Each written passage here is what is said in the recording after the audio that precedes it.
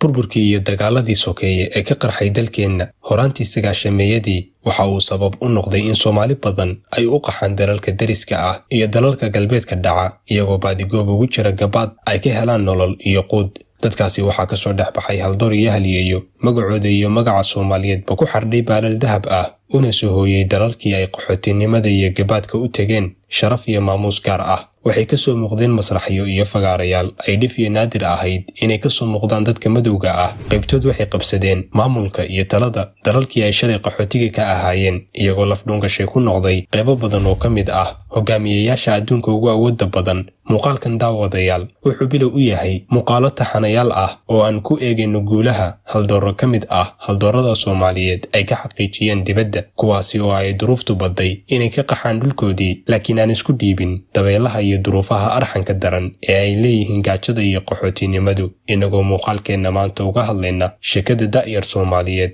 oo ay qaxootinimadu geysay mid ka mid ah dalalka Yurub, awoodna u yeeshay inuu ku xardho magaciisa boorsooyinka badana haweenka caanka ah ee ku nool dalkii uu shalay qaxootinimada ku tegay iyo adduunka oo dhanba. magacaygu waa Cabdiraxmaan Cumar, halkanina oo Bari Media. ku soo dhawaada daawadayaal muuqaalkeenna maanta.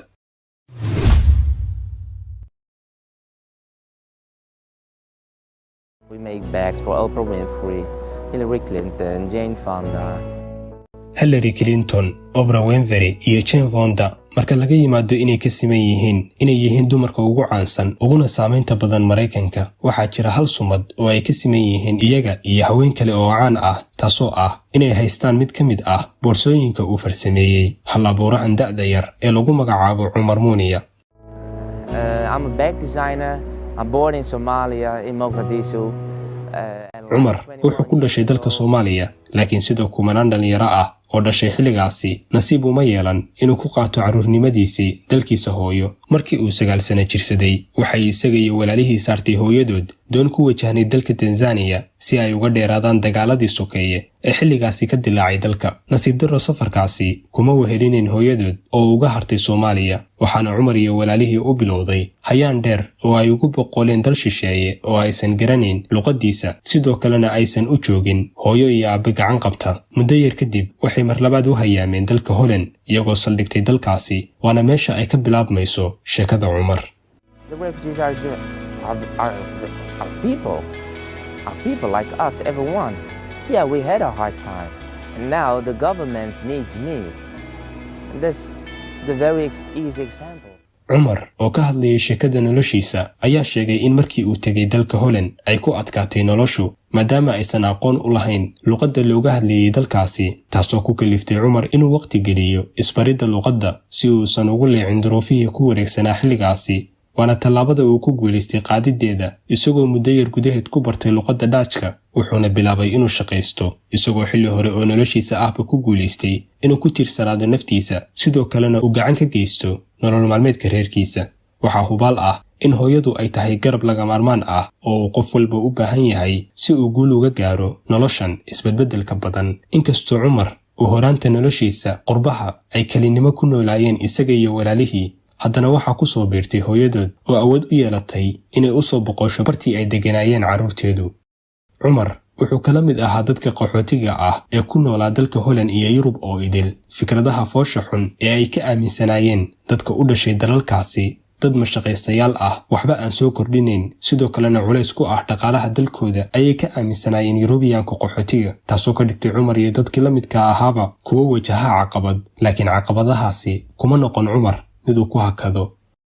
Cumar ayaa ku biiray mid ka mid ah iskoolada lagu naqshadeeyo dharka, sidoo kalena lagu barto dhartolidda. kadib markii uu wiilay saaxiiba ahaayeen ku biiray iskoolkaasi, wuxuu sheegay in 2003 uu farsameeyey boorsadii ugu horeysay ee uu naqshadeeda lahaa, wuxuuna markii uu dhameeyey u qaatay iskoolka ka hor intaysan ka helin boorsadan 3 gabdhood oo ay isla dhiganayeen iskoolka. maalintii ku xigtay wuxuu isla iskoolkii geeyey 3 boorso oo uu soo naqshadeeyey, isagoo ka iibiyey gabdhihii 3 ahaa ee hore uga helay boorsadii uu watay maalintii hore, wuxuuna boorso walba ku iibiyey 35 euro. marka la eego arday iskool dhiganaya, sidoo kalena ay tahay markii ugu horeysay oo uu naqshad u gaara sameeyo, waxay ahayd lacagtaasi lacag aad u badan, taasoo ku sii dhiirigelisay inuu sii laba jibaaro samaynta boorsooyinkaas, iyadoo macaamiishiisuna ay ahaayeen gabdhihii iskoolada ahaa ee dhiganayay iskoolkiisa. isla sanadkaasi waxaa mar labaad u furmay Cumar albaab cusub isagoo u boqolay magaalada New York si uu halkaasi ugu soo bandhigo naqshadiisa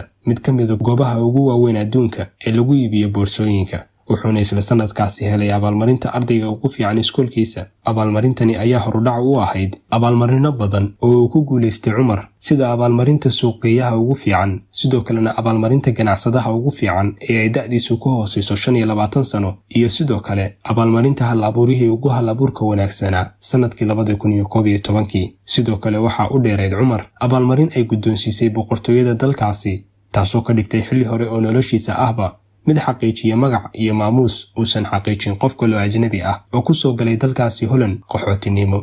istiraatiijiyadda suuqgeyn ee uu adeegsanayay Cumar Muuniya ee awoodda u siisay inuu caan ka dhigo magaciisa muddo aad u yar ayaa ahayd istiraatiijiyad aad u caqli badan taasoo ku salaysan inuu dadka magaca la gaarsiiyo boorsooyinkiisa isagoo ka faa'iideysanaya fursad walba oo uu ku helo mid ka mid ah kulamo uu galay ayuu sheegay inuu la kulmay mid ka mid ah dadka la shaqeeya Oprah Winfrey oo ah wariyaha ugu caansan adduunka Cumar oo ka faa'iideysanaya ka agdhawaanshiyaha uu ka agdhow yahay ninkaasi Oprah ayuu ugu dhiibay boorso uu naqshadeeda lahaa si ay suuqgeyn ugu noqoto shirkadiisa sidaasi oo kale ayuu mar ay Hillary Clinton imaanaysay magaalada Lahay ee dalka Holland ayuu ugu dhiibay boorso ka mid ah boorsooyinkiisa nin ay saaxiibo ahaayeen oo ka shaqeynayay xukuumadda dalkaasi Holland Cumar Muuniya ayaa sheegay in haweenka ugu caansan adduunka gaar ahaan kuwa ku sugan dalka Holland ay haystaan ugu yaraan mid ka mid ah boorsooyinkiisa taasoo ka dhigtay inankan Soomaaliga ah mid ku xardha magaciisa guri walba oo uu ku nool yahay qof caan ah Cumar ayaa sameeyay warshad uu ugu magac daray The Dream Factory warshadani ayuu u yagleelay si ay shaqo abuur ugu noqoto dadka qaxootiga ah ee ku nool dalka Holland warshadani ayaa tababaraysa dhalinyaradaasi sidoo kalena shaqo abuur u sameynaysa